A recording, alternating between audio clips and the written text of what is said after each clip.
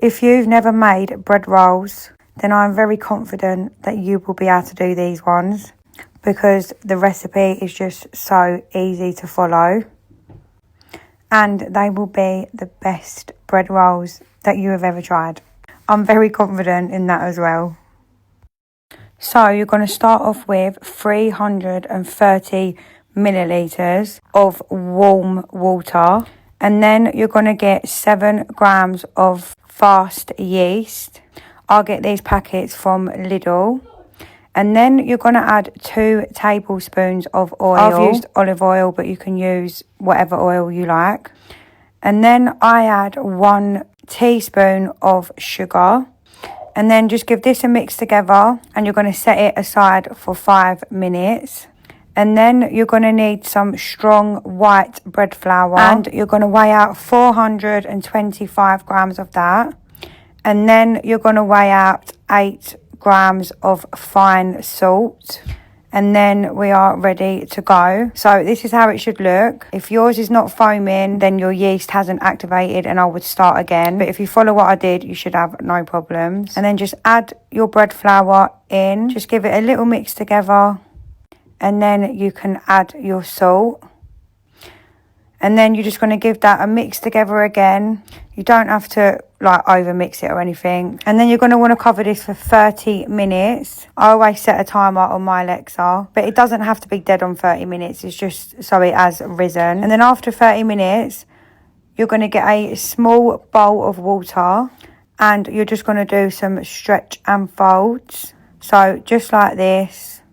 And then you keep dipping your hands in water because that helps the dough not stick to your hands. I know people think this is very time consuming, but when you're indoors anyway, it literally takes 2 minutes to do the stretch and fold 2 times. So I just made these in the evening. Anyway, you want to cover this up again for 30 minutes. And then after 30 minutes, you will see, look, it has risen.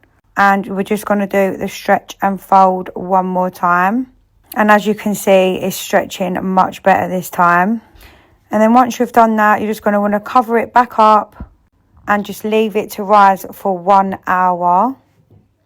And then when they are done, I'll just get a dish. I lightly butter the dish. I'll just brush it all over. And as you can see, look how beautiful that has risen. I absolutely love this part. I just find it so satisfying. Anyway, with the bread flour, just sprinkle some over your side.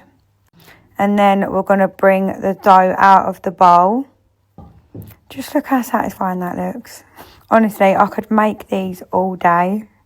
Anyway, I'll just sprinkle some more flour over the top.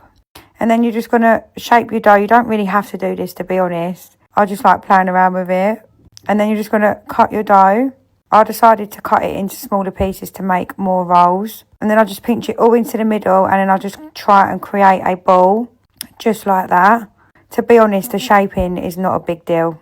So don't worry too much about the shaping. Anyway, this is how they looked. So I'll cover them for a further 20 to 30 minutes to let them rise again. And as you can see, they have risen beautifully. So as soon as they have risen, you are ready to go. And if they are in a warm area, then they will rise quite quick. Anyway, what I'll do now is I'll melt some butter in a bowl. And then I'll just crack 1 egg into the bowl. Mix it all together.